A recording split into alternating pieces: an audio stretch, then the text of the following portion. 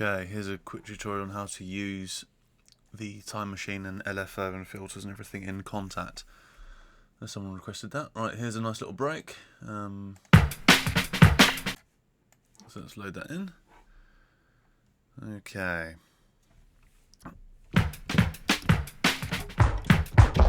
We can hear that there. What we're going to do, chop it up. Let's assign it just a single key. Otherwise it can get a little bit messy. Let's put it on C1. And the root on C1. Let's go into it. Let's grid it up. Yeah, it's quite nice. And there we are.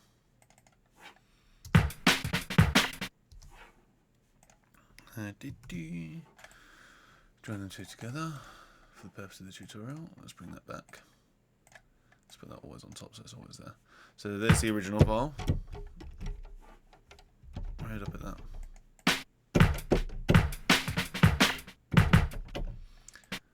And this is down here. What we want to do is I want to use the time machine to get that old school drum and bass sound effect, to make it sort of a bit crushy and everything. And just use time machine or time machine 2. It's very easy to do. Mod can assign to the pitch, so when I play it,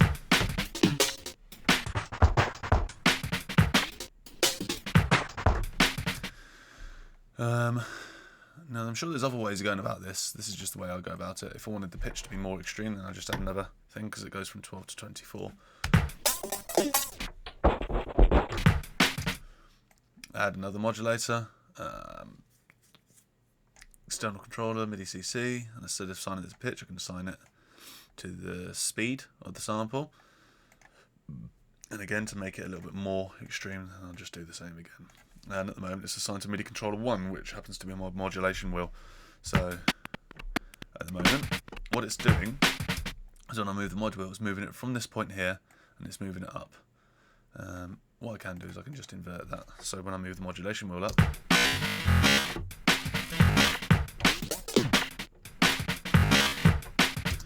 okay, so that's what we've got here so far. And now if I bring over my MIDI box, yeah, let's move just that off the screen now. Okay, I can do a number of things here. Start prattling around and making weird effects. This is my pitch bends. This is my modulation wheel, so let's have it all down for now. And let's see what that sounds like. And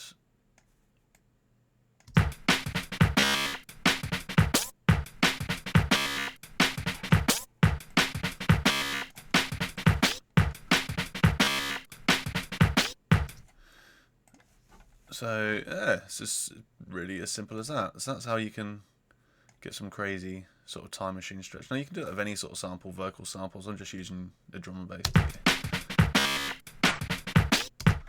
That's very simple to do, as you can see that there. And you probably wanted to assign an LFO to create some sort of weird effect on this as well. Yeah, you can assign an LFO.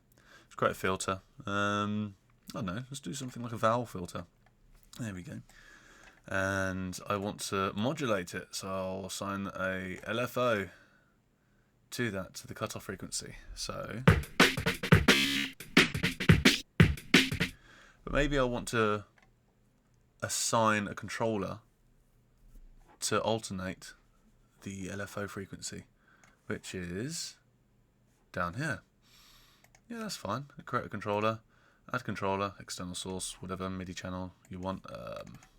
I think I've got a spare one on 81, and that will control the frequency.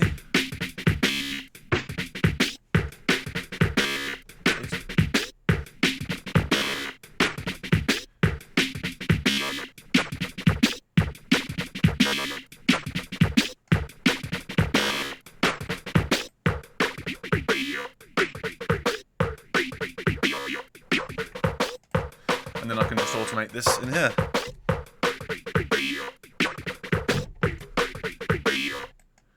Show volume. velocity controllers, and there it is. There's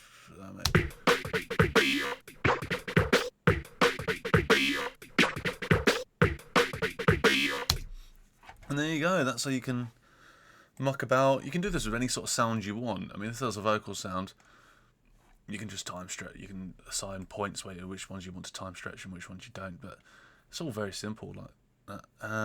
And yeah, anything that you insert, you can control with the modulator. And that's all what modulation is. It allows you to control the parameters of something. That's kind of what modulation means. So there we go. That's controlling the LFO. Time syncing the LFO, don't really know. What I do know is there is a chart out there on Google. It tells you the hertz and their key points on given BPMs in a grid format. It's quite a handy little thing. So it will tell you whether 81 hertz is how many cycles per second, and a certain BPM, that is so many cycles in that amount of BPMs. So you can get that chart from somewhere. I can't remember where it is. I just do it all by ear now anyway. So there you go. That's using controllers in Kontakt. Thank you.